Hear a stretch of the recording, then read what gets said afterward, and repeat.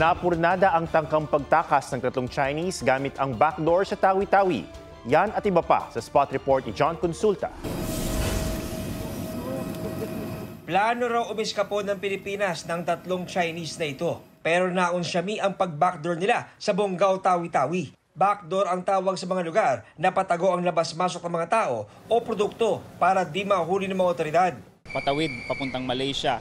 Itong mapa na ito ay parte pa ng Tawi-Tawi, kung saan ito nga ay isa sa mga ginagamit na tawiran nitong mga pugante or may mga kaso sa atin na Chinese or even Filipinos na nagtatakang tumakas palabas ng bansa.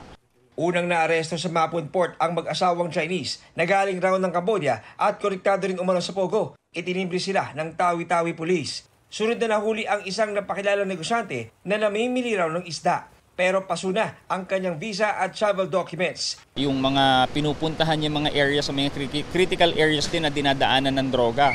So hindi natin masabi kung bakit niya nandun siya sa mga area ito. Hindi na nagbigay ng pahayag ang mga dayuhan.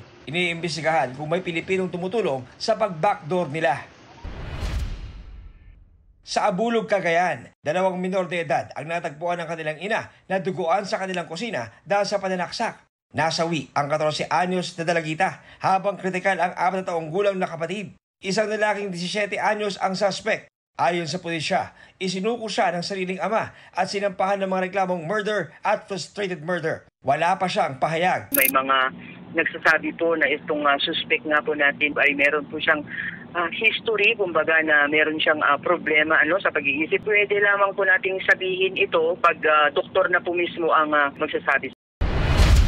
Naputulan ng kamay at daliri ang 2 magsasaka sa Dumalneg, Ilocos Norte matapos masabugan ng dinamita. Batay sa investigasyon, nangunguha ng wild fern o pako ang 2 sa Bolo River nang mapulot ang dinamita. Pero nahawakan ng isa ang fuse nito kaya sumabog. Mabuti na ang kalagayan ng 2. Iniimbestigahan kung sino ang naglagay sa ilog ng dinamita.